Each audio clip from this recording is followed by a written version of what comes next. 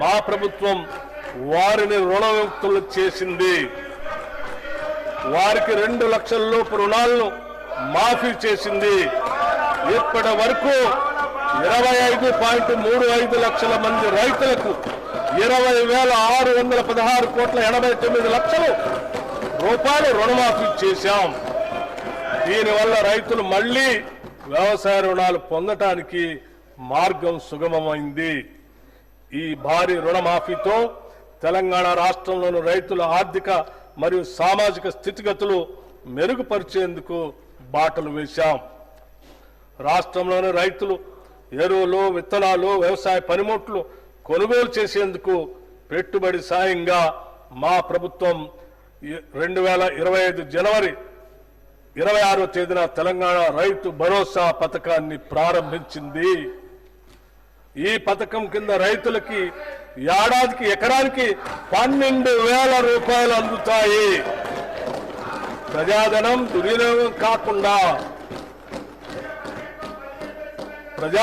దుర్వినియోగం కాకుండా అవకతవకలకు అడ్డుకట్ట వేసి సాగుకు యోగ్యమైన భూములన్నింటికీ రైతు భరోసా అందిస్తున్నాం. క్షేత్రస్థాయిలో సర్వే చేసి గ్రామ సభల్లో ధృవీకరించి సాగుకు యోగ్యం కాని భూమిని గుర్తించడం ద్వారా ఈ వృధాన్ని అరికట్టాము. రైతు భరోసా పథకానికి 18,000 కోట్ల రూపాయలు ఈ బడ్జెట్లో ప్రతిపాదిస్తున్నాము. భూమి లేని వ్యవసాయ కూలీలు ఉపాధి దొరకని రోజుల్లో పస్తులుండే దీనస్థితి నుండి వారిని కాపాడేందుకు ఇందిరమ్మ ఆత్మీయ భరోసా పథకాన్ని అమలు పరుస్తామని ఎన్నికల్లో చేసిన వాగ్దానానికి అనుగుణంగా సంవత్సరానికి ప్రతి వ్యవసాయ కూలీ కుటుంబానికి 12,000 రూపాయలు చెల్లించే బృహత్తర పథకాన్ని అమలు చేస్తున్నాం. రాష్ట్ర రైతుల నుండి కొనుగోలు చేసే సన్న ధాన్యానికి ప్రతి క్వింటాలకు 500 రూపాయల చొప్పున అదనపు ప్రోత్సాహాన్ని చెల్లిస్తున్నాం. దీనివల్ల రాష్ట్రంలో సన్న రకాల వరి సాగు గణనీయంగా పెరిగింది. గత ఖరీఫ్తో పోల్చినప్పుడు సన్న వడ్ల సాగు 25 లక్షల ఎకరాల నుండి 40 లక్షల ఎకరాలకు పెరిగింది. మా ప్రభుత్వం ఇస్తున్న బోనస్ మరియు ప్రతి చివర వడ్ల గింజ కూడా కొంటామని మేము చేసిన వాగ్దానమే దీనికి ప్రత్యక్ష కారణం. ఫలితంగా రైతులకు చక్కని గిట్టుబాటు ధర లభిస్తున్నది. ఖరీఫ్ సీజన్లో సన్న వడ్లు పండించిన రైతులకి 1,206 కోట్ల 44 లక్షల కోట్ల రూపాయల బోనస్ చెల్లించడం జరిగింది. రైతుల సౌకర్యార్థం 2024-25 ఖరీఫ్ సీజన్లో 8,332 ధాన్యం కొనుగోలు కేంద్రాలను ఏర్పాటు చేసి వారికి ఎటువంటి ఇబ్బందులు లేకుండా చేశాం. అకాల వర్షాల వల్ల ధాన్యం పాడవకుండా పండిన ధాన్యాన్ని రైతులు కొనుగోలు కేంద్రాలకు తీసుకువచ్చే సమయంలో ఎటువంటి నష్టం జరగకుండా గంటకు వాతావరణ సూచనలు అటు రైతులకు ఇటు కొనుగోలు కేంద్రాలకు తెలియజేస్తున్నాం. అధునాతన డ్రైయర్లు, ధాన్యం క్లీనర్లు, తగినన్ని టార్పాలిన్లు రైతులకు అందుబాటులో ఉంచడం జరిగింది. వ్యవసాయ మార్కెట్ యార్డుల్లో వసతుల అభివృద్ధికి 181.98 కోట్ల రూపాయల వ్యయంతో వివిధ అభివృద్ధి పనులను చేపట్టాం. 2024-25 ఖరీఫ్ సీజన్లో 10,35,484 మంది రైతుల నుండి ధాన్యం కొనుగోలు చేసి 12,511 కోట్ల 76 లక్షల రూపాయలు వారి ఖాతాల్లో జమ చేయటమైంది. కేంద్ర ప్రాయోజిత పథకాల ద్వారా రాష్ట్ర రైతుల ప్రయాణం కోసం అన్ని చర్యలు తీసుకుంటున్నాం. రాష్ట్రంలో ఆయిల్ పామ్ సాగును విస్తృతంగా చేపట్టాలన్న ప్రభుత్వ లక్ష్యంతో ప్రోత్సాహక సబ్సిడీని అందిస్తున్నాం.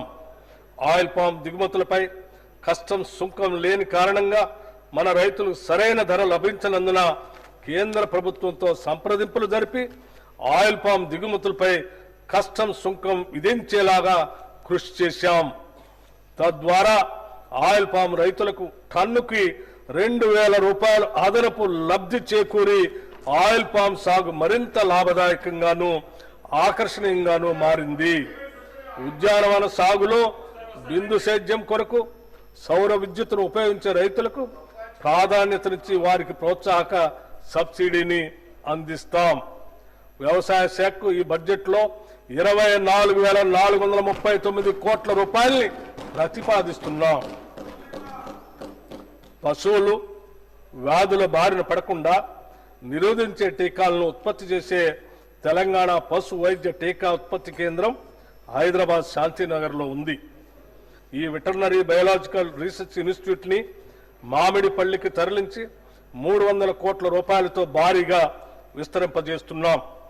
అంతేకాకుండా కొత్త వ్యాక్సిన్ల ఆవిష్కరణకు అవసరమైన పరిశోధనలు చేపట్టే నిమిత్తం 100 కోట్ల రూపాయలతో అధునాతన యంత్రాలను తెప్పిస్తున్నాం. నూతనంగా ఏర్పాటయ్యే ఈ టీకాల కేంద్రంలో బ్యాక్టీరియల్ వైరల్ వ్యాక్సిన్ ప్రొడక్షన్ ప్లాంట్లు, క్వాలిటీ కంట్రోల్, యానిమల్ టెస్టింగ్ ల్యాబ్లు, R&D, యానిమల్ బ్రీడింగ్ సెంటర్ వంటి వాటితో పాటు స్టాఫ్ క్వార్టర్స్ కూడా నిర్మిస్తాం. మన రాష్ట్రం నుండి భారీగా చేపల ఎగుమతిని ప్రోత్సహించడానికి రంగారెడ్డి జిల్లా కోహెడలో ఎక్స్పోర్ట్ ఓరియంటెడ్ హోల్సేల్ చేపల మార్కెట్ను 47 కోట్ల రూపాయల వ్యయంతో నిర్మించాలని ప్రతిపాదించాం. రాష్ట్రంలో మేలుజాతి పాడి పశువులను వృద్ధి చేయడానికి రంగారెడ్డి జిల్లా కంసాన్పల్లిలో ఒక కొత్త ఫ్రోజన్ సెమెన్ బుల్ స్టేషన్ను 21 కోట్ల 6 లక్షల రూపాయల వ్యయంతో నిర్మిస్తున్నాం. దీని అతి త్వరలోనే అందుబాటులోకి తీసుకొని వస్తాం. దీని ద్వారా సంవత్సరానికి సుమారు 10 లక్షల ఫ్రోజన్ సెమెన్ డోసుల ఉత్పత్తి సామర్థ్యం ఏర్పడుతుంది.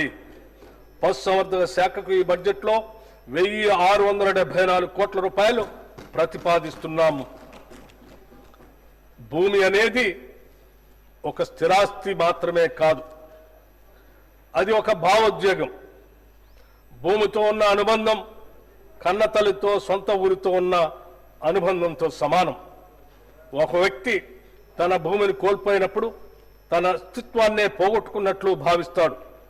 అటువంటి భావుకతతో ముడిపడి ఉన్న అంశంలో గత ప్రభుత్వ హయాంలో చేపట్టిన ధరణి ప్రాజెక్టులో చోటు చేసుకున్న అక్రమాల వల్ల సామాన్యులకు తీరని వేదన మిగిలింది. సమస్యల పరిష్కారాన్ని కోరుతూ ప్రజలు చేసుకున్న దరఖాస్తులు కూడా పరిష్కరించలేని దుస్థితి అప్పట్లో ఏర్పడింది.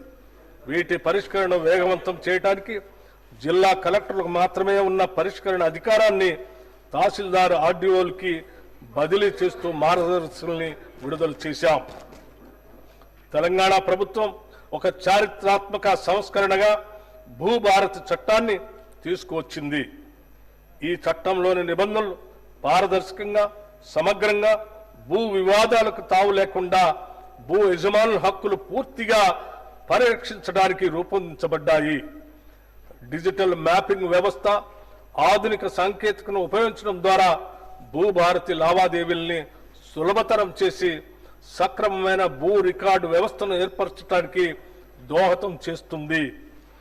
భూ పరిపాలనను మరింత బలోపేతం చేయడానికి 10,954 గ్రామ స్థాయి అధికారుల పోస్టుల్ని మంజూరు చేశాం.